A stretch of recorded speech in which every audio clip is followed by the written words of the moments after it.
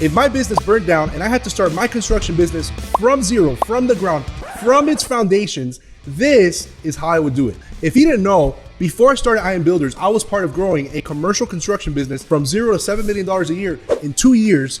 And since then, we've helped thousands and thousands of contractors grow their business. And this is literally my copy and paste formula that I'm using every single day with every one of my clients into their business. Now, what I'm gonna share with you today, you can literally take with you, run with it, copy and paste it into your business. And I can almost guarantee in the next 90 days, you'll see a massive transformation. So let's get to it. So the first thing I do is the really boring stuff. I'd get my insurances, I would get my license, I would get all that stuff in order, my workers' comp, all that stuff. Now, I'm not gonna really spend barely any time on that talking about it because it's not a revenue producing activity. Now, although it's important, you gotta have your legal stuff in order. All that takes is literally a phone call to your commercial insurance agent to handle it for you. So I'm not gonna even talk about it.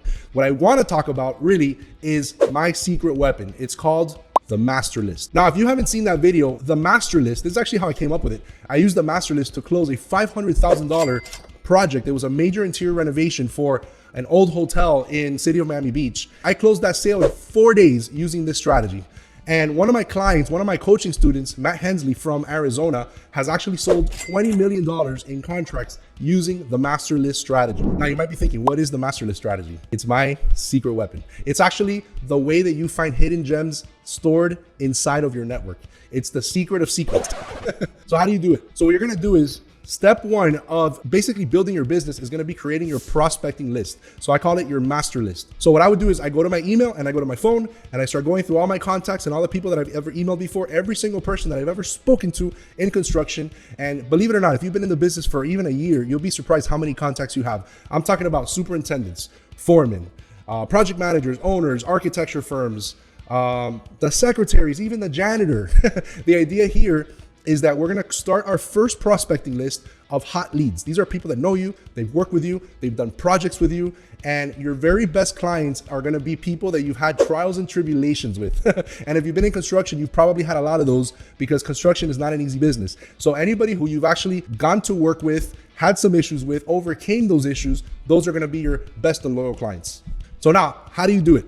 You go through your list, pick up your phone, and you call the first guy and you say, hey, this is Daniel. Remember me? We worked on XYZ project. How's it going? How are the kids? And you have the little bit of small talk, right? And then what you tell them is, hey, listen, I'm expanding my business and I'm interested in working with you guys again. Who's the best person to speak to? Or you might ask, you might say something like, what projects do you have coming up that maybe we can bid? How can I get involved in your company? There's no specific thing you can say, you just kind of got to go with it. But the idea here is that you open the communication with somebody that you maybe haven't spoken with in a few years, but you reopen that door of communication. So now let me let you in on a trade secret. If they're in construction, I guarantee beyond the shadow of a doubt that they're either bidding a project right now, they're about to bid a project right now, they're about to get awarded a job, or they already got awarded and they're buying out a job. Any of those are always happening if they're in construction. If not, guess what? They're going out of business because construction companies depend on the bidding process and the buyout process in order to make money. So if they're not doing those things, then they're not making any money. So the idea here is every single construction company you talk to is going to be in one of these phases with multiple jobs, and not just one, multiple jobs. So you're going to go through your list. You're going to make a list of 50 to 100 people, and you're going to go down the list. Boom, boom, boom, boom, boom. If you're in construction, you're probably busy. So you, with only like 2 or 3 hours a week, you should be able to do this. And you call your first, 20 or so people. Boom, you're going to walk out of there with a few projects. Then the next week, you're going to call the next group, and the next week, you're going to call the next group, and the next week. If you notice, by the time we get through the whole list, we're going to jump back to the top and we're going to do the same thing, because maybe at the time when you first called them, the secretary said, oh no, we don't have anything right now. But maybe the second time you call them, they will. So the idea here is that this is your prospecting list. The first round of it is we're going to put all of our warm and hot people. And then the next round, we're going to start adding later on when we start doing a real prospecting to new clients. You're going to start adding the people to this list, and you're going to have a mix of hot people and brand new people. Now that you've gone through your prospecting list and you've gotten your first batch of projects to bid, now what are we going to naturally have to do? We're going to have to bid them. So remember, your job here, my job here is not to just bid the job and cross my fingers. My job here is I want to bid these jobs with the intent to close. Like a lot of people, what they do is they're going to bid the job and they call once or twice or 3 times because they're busy. They don't have a system. They don't have a CRM, and they don't follow up. Let me let you in on a little secret.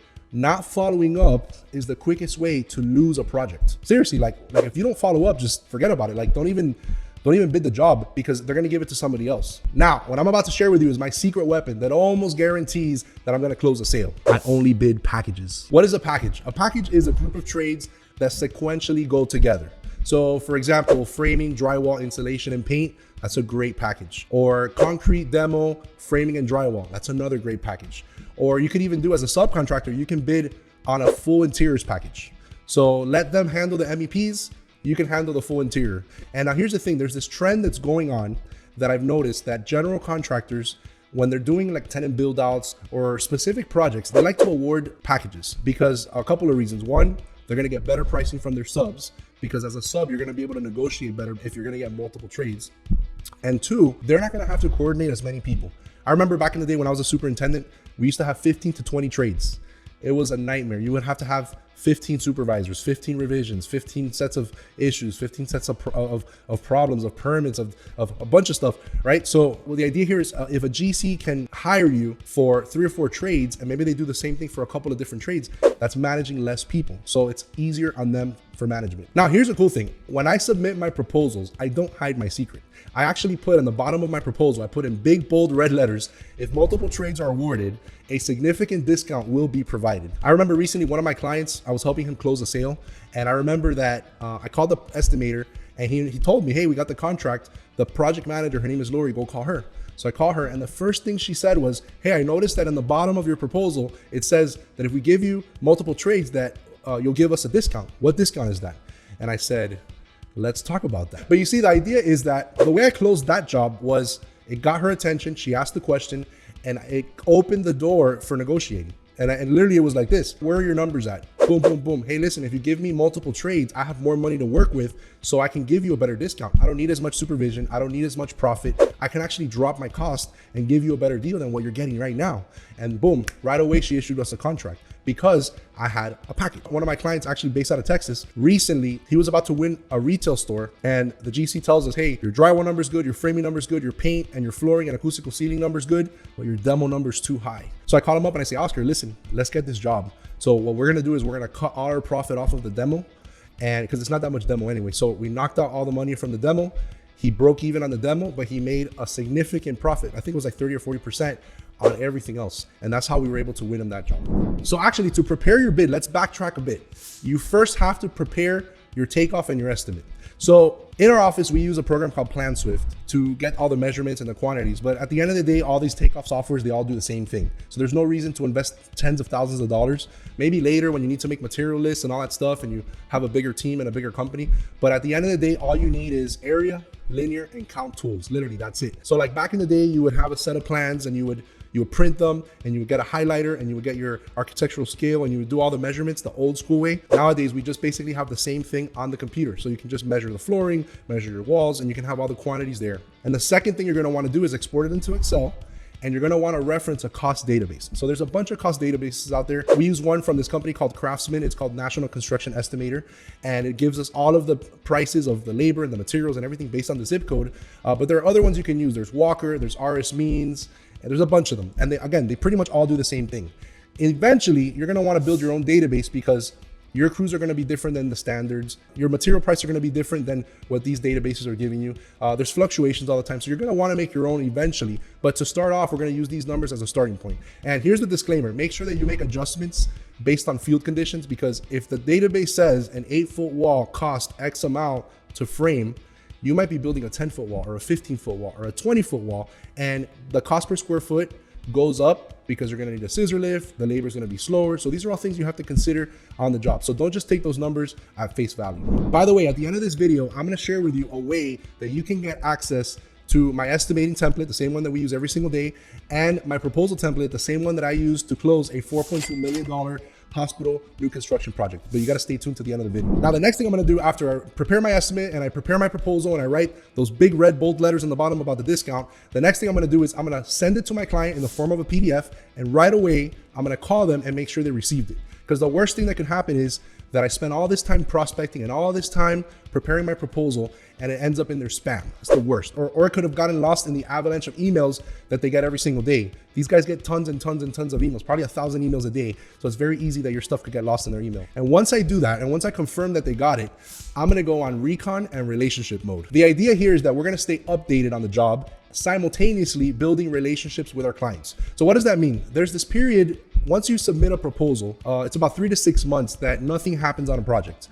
And what's pretty much happening behind the scenes is they're getting their permits, they're getting their financing, they're making revisions to the plans. So there's stuff going on behind the scenes that we're not really aware of. So it looks like nothing happens for a long time. And what happens is, as soon as the permit comes in and the financing comes in, they want to move really fast, like super fast. I'm talking about, like, I've had projects that have been pending for like 6 months. And then on a Friday afternoon, we get a phone call like, hey, we're ready to start. Can you start Monday? Materials on site at 7 a.m. I'm like, whoa, that's crazy. And so it literally is like that. So here's how you do it. As soon as you submit that proposal and you confirm they received it, you're going to start the clock. You're going to set a schedule for every 3 weeks. So literally with 1 hour per week, you're going to be able to go through your whole list. You don't need a whole team. You don't need a sales team. You don't need a sales manager. You don't need any of that stuff. All you need is to do what I'm about to teach you. So what you're going to do is, as soon as you send the proposal, you're going to go into your follow-up mode. And all you're going to do is literally, you're going to grab your phone and you're going to say, hey, John, how are you? This is Daniel. I just bid the ABC construction project 3 weeks ago. I wanted to get an update, see how things were going. Something along those lines. And they're going to usually tell you for a very long time, nothing yet. Nothing has happened yet. Hey, we're waiting on the owner. We haven't gotten our permit through yet. Oh, we're waiting on financing. So there's like a waiting period. And what happens is, it's going to be like that for a long time. So just keep calling and calling. And what happens is, you're going to start activating what is called the mere exposure effect, which is whenever it's a psychological principle that as you get to know the people and you call them and you visit them and you talk to them, they're going to start getting familiar with you. Therefore, they're going to start subconsciously liking you. What's going to happen is they're going to start almost going at bat for you. So they're going to start giving you inside information. Hey, your number is kind of high, your number's kind of low. Hey, look, it looks like, you know, nothing has happened so far, but hey, we got this other job coming up. Why don't you bid that? And those are the things that are going to start happening. So at the same time, you want to be taking advantage of those opportunities. But the idea here is that we keep our finger on the pulse, that we keep calling every 3 weeks. And what happens is, as they get closer to getting awarded, you're going to start hearing things like, oh, we just had a meeting with the owner. Oh, it's looking good so far. They told us our numbers are pretty good. Oh, we're really, really close. Oh, we just had a coordination meeting. So they're going to start saying things like that. And as soon as you hear those indicators, boom, you switch to every 3 days. So instead of every 3 weeks, you switch to every 3 days. Because what you want is, you want to be present as soon as they say, hey, we got a project. The project manager is John or Michael or whatever the guy's name is. You want to be available to do that. And as soon as you find out that they got awarded a contract, find out who the PM is, and you're going to call them right away. And the phone call is basically going to be, hey, I wanted to make sure that you got my proposal. Yes, I got your proposal. Great. Where are our numbers at? What do we need to do to get this project? Because I want to start working with you guys. I'm interested in building a long-term relationship with you guys. Remember, we want to build a relationship with these guys. And in the beginning, this PM the truth is that this PM is going to want to use his own guys that he knows and trusts over you. So the only way to actually beat the other guy is going to be initially by your number.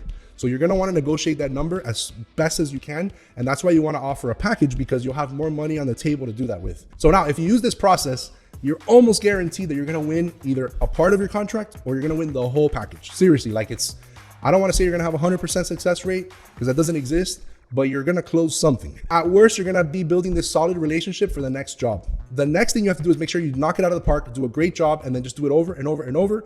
And you're going to start getting repeat clients left and right. And these guys are going to give you work over and over and over, and it's going to be easier to land jobs. Now, what I share with you here is the superficial stuff.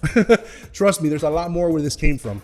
And so what I did was I created our 8-figure contractor sales academy, which is literally designed to take your business to $1 million and then $10 million a year in sales. What I shared with you here is the superficial stuff. I want to give you everything. Earlier in the video, I talked about how to get access to my templates and my proposal template. Literally, I closed a $4.2 million project using one of these templates. So I want to share that with you. If you join our Contractor Sales Academy, you're going to get our estimating template, and you're also going to get our proposal template completely free for joining.